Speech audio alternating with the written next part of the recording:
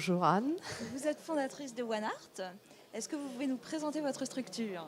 Alors, OneArt est une entreprise solidaire qui médiatise les acteurs du changement et propose des solutions pour les personnes qui ont envie de s'engager, s'informer ou donner à ces acteurs du changement. Vous êtes un relais de visibilité pour le secteur associatif depuis maintenant 8 ans. Est-ce que vous pouvez nous expliquer, nous raconter votre point de vue sur les évolutions du secteur et notamment cette professionnalisation à laquelle on assiste via la montée en compétences des acteurs du secteur et la numérisation du secteur associatif ? Alors, question très vaste, mais intéressante.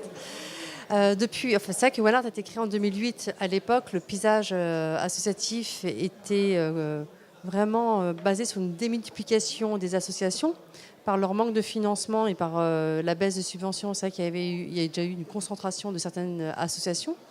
On voit bien qu'il y a une démultiplication des supports, des réseaux sociaux, sites internet, téléphones, mobiles. Et du coup, il a fallu préempter ce territoire digital qui a permis vraiment au secteur associatif de se professionnaliser parce qu'elles n'ont pas eu le choix en fait. Alors, on parle de nouveaux outils de communication.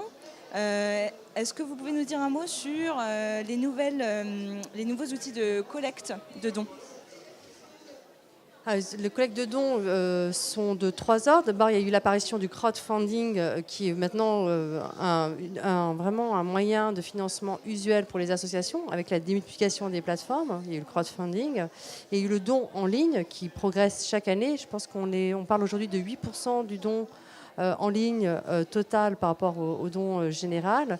Et il y a surtout maintenant d'autres formes de dons qui sont par la publicité de Internet, type des nouvelles plateformes comme Goodid ou Lilo, et l'arrondi sur les achats portés par des acteurs comme Microdon et EO. Donc en fait, il y a vraiment maintenant tout l'embarras du choix pour donner aux associations d'une manière facile, ponctuelle ou de manière pérenne, c'est-à-dire avec le prélèvement automatique.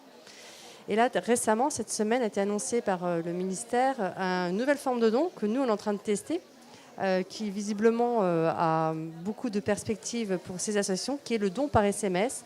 C'est-à-dire que plusieurs opérateurs de téléphones mobiles se sont concertés pour permettre à une association de collecter via SMS et le prélèvement se fera directement sur la facture de téléphone. C'est une grande innovation en France, mais il faut savoir que plein de pays anglo-saxons le faisaient déjà depuis 5 ans. Est-ce qu'on peut dire que cette nouvelle forme de don est le signe d'un rajeunissement des personnes donatrices ? Alors, c'est une bonne question. Aujourd'hui, c'est vrai que le donateur, l'âge moyen du donateur doit être de 60 ans et 70 ans et que vraiment il sera amené malheureusement à disparaître.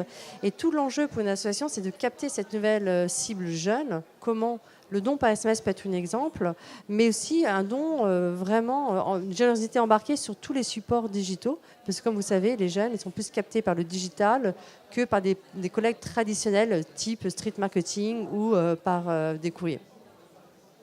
Merci Laure. Merci.